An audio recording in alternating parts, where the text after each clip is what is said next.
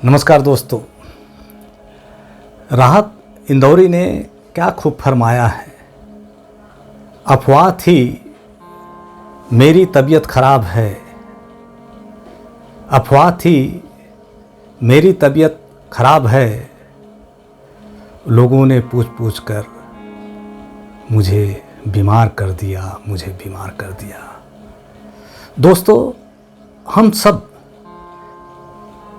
वर्तमान समय में इसी अफवाह और आभासी बीमार के दौर से गुजर रहे हैं और देश प्रदेश या हमारा समाज का हर व्यक्ति दहशत के दौर से गुजर रहा है। हमारी भावनाएं हमें या तो सुखद अनुभूति की ओर ले जाता है या दुख की ओर ले जाता है, और यही भावनाएं, हमारी सकारात्मक भावनाएं जो है, एक ओर हमें खुश बनाता है, हर्ष प्रदान करता है, तो दूसरी ओर हमारी जो नकारात्मक भावनाएं हैं, जैसे डर, चिंता, ईर्ष्या, आक्रोश, ये सब तमाम नकारात्मक भावनाएं हमारे जीवन में दुख प्रदान करते हैं। और वर्तमान समय में हम देख रहे हैं कि मैं, आप और हम सभी किसी न किसी दृष्टिकोण से डर या चिंता के आगोश में जी रहे हैं, और ये डर या चिंता महज आभासी है, जिसके पृष्ठभूमि में व्हाट्सएप, फेसबुक, सोशल मीडिया और न्यूज़पेपर, टीवी आदि के नकारात्मक मैसेज हमारे जीवन को किस प्रकार से प्रभावित कर रहे हैं, इससे आप अवगत ही होंगे। दोस्तों, नो डाउट हम संकट के दौर से गुजर रहे हैं, और इस संकट के बेला में इस प्रकार से नकारात्मक न्यूज़ हमारे जीवन को, हमारे भावनाओं को बुरी तरह से प्रभावित कर रहा है। और दोस्तों, यही भावनाएं सर्वप्रथम हमको मानसिक तौर पर बीमार करता है, जिसका प्रतिफल हम शारीरिक तौर पर बीमार के तौर पर देखते हैं। आम तौर पर ये दौर ऐसा है कि हमें अपने स्वास्थ्य के ऊपर ध्यान देना है, और बहुत सारे प्रोटोकॉल हैं, ऐसे इन्फॉर्मेशन है जिसके माध्यम से, बहुत सारे सुविधाएं हैं जिसके माध्यम से हम अपने स्वास्थ्य के ऊपर ध्यान दें, लेकिन इन नेगेटिव मैसेज के चलते हमारा ध्यान गाहे बगाहे बीमारी की ओर रहता है, और यही किसी न किसी दृष्टिकोण से हमें बीमार बना रहे हैं। पिछले 2-3 हफ्तों से मैं वीडियो अपलोड नहीं कर पाया,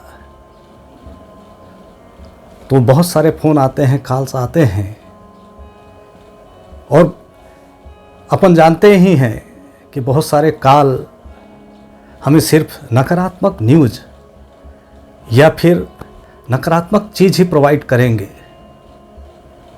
इस दौरान मैंने वीडियो अपलोड नहीं किया था, तो लोगों के फ़ोन आने चालू हुए।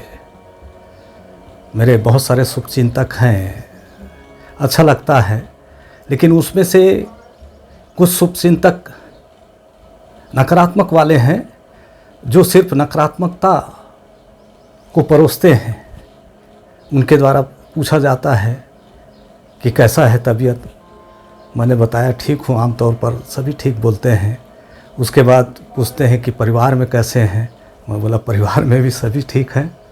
बोले देश का हाल बड़ा बुरा है, मैं बोला बिल्कुल बुरा है। तो कुल मिला के वो सब तमाम चीज़ों को जानना चाहते हैं, जो उनका विषय वस्तु तो नहीं है, अपितु इन सब जानने के पीछे बाद में अल्टीमेटली वो ऐसा न्यूज़ सुना देते हैं जिसके कारण से हमारा मन जो है व्यथित हो जाता है। बाद में मैंने भी एक तोड़ निकाला कि इस प्रकार से जो मित्रों के फ़ोन, खास करके नकारात्मक जो मैसेज देने वाले हैं, उनके द्वारा जब कहा जाता है कि किसी प्रकार की समस्या होगी तो आधी रात को भी जो है मुझे ध्यान करना, मैं हाजिर हो जाऊंगा। तो मेरे द्वारा सिर्फ यही गुजारिश की जाती है कि भाई एक रेमडेसिविर इंजेक्शन की व्यवस्था कर दे। और आपको जान के ताजुब लगेगा, जैसा ही मेरे द्वारा ऐसा डिमांड किया जाता है इंजेक्शन के संदर्भ में, तो उनका फ़ोन आना भी बंद हो जाता है। तो कुल मिला के एक प्रकार से जो है युक्ति ही है कि यदि आपको लगता है कि इस प्रकार से नेगेटिव न्यूज़ या समाचार से आप परे होना चाहते हैं, तो ऐसा चीज़ डिमांड कीजिए जिस पूर्ति कर पाना जो है संभव नहीं हो पाएगा जो है। इसी प्रसंग में हाल के दिनों में दो चीज़ों से मैं आपका ध्यान आकर्षित करना चाहता हूं, जिसमें गवर्नमेंट के प्रोटोकॉल भी है कि आप बाहर निकलिए। और इसी संदर्भ में एक बच्चे का वह फ़ोटो जिसमें उन्होंने अपने पिताश्री से गुजारिश की, पापा कि आप बाहर मत जाइए, भले हम एक रोटी कम खा लेंगे या भूखे रह लेंगे। कितनी मार्मिकता के साथ उस बच्चे द्वारा अपील की जाती है, बावजूद इसके हमारे द्वारा जो है लापरवाही की जाती है। साथ ही साथ एक और घटना, एक बुजुर्ग महिला जो स्वास्थ्य लाभ कोविड से प्रभावित होने के पश्चात जब उनको बिल थमाया जाता है तो उसकी आंख में आंसू आ जाते हैं। और पूछे जाने पर क्या बिल अधिक हो गया या क्या बिल पेमेंट नहीं कर पा रहे हैं, तो उनके द्वारा बताया जाता है मुझे आंसू इसलिए नहीं आ रहे हैं कि मैं बिल पेमेंट नहीं कर सकती, मुझे आंसू इसलिए आ रहे हैं कि इतने उम्र होने तक मैंने जो निःशुल्क ऑक्सीजन प्रकृति से लिया है उसका मुझे पेमेंट नहीं करना पड़ा है। आज उसका कितना इस संकट के काल में भूमिका है, आज मैं रियलाइज करके मेरे आंख में आंसू आ गए। और सही है दोस्तों, जीवन में जितने भी प्राकृतिक संसाधन हैं उसमें हमारा हक नहीं है, लेकिन सृजन का अधिकार तो हमारा है। और इस सृजन के माध्यम से हम संरचनात्मक दृष्टिकोण से प्रकृति के साथ सामंजस्य बैठाकर अपने जीवन को इस संकट के दौर से भी हम पार पा सकते हैं, क्योंकि जिस लाइन में स्टार्ट लाइन होगा वो एंड लाइन तो होगा। और मैं सैल्यूट करता हूँ उन तमाम वॉरियर्स को, सोनू सूद जैसे उस फिल्मी कलाकार को जो कार्य करते करते कोविड पॉजिटिव हो गए, लेकिन अपने भूमिका से कभी भी बिना किसी खाती की प्रतीक्षा किए अपनी स्वास्थ्य की ध्यान रखते हुए उन्होंने जो महती भूमिका समाज सेवा में या कोविड पीड़ितों के लिए या अन्य फील्डों में जो उन्होंने किया है, साथ ही साथ हमारे मेडिकल क्षेत्र से जुड़े हुए डॉक्टर, नर्स और वो तमाम NGO, वो तमाम गवर्नमेंट अधिकारी, वो तमाम कर्मचारी, आपने देखा होगा कि सरकारी तंत्र भी इस दौर में कितनी अपनी भूमिका अदा कर रही है सीमित संसाधनों के साथ।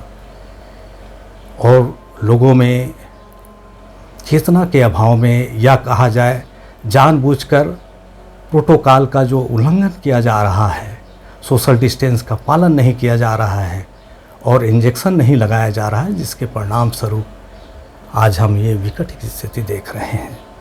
गवर्नमेंट ने तो अभी 1 मई से 18 वर्ष या इससे अधिक व्यक्तियों को भी इंजेक्शन की सुविधा प्रदान कर दी है।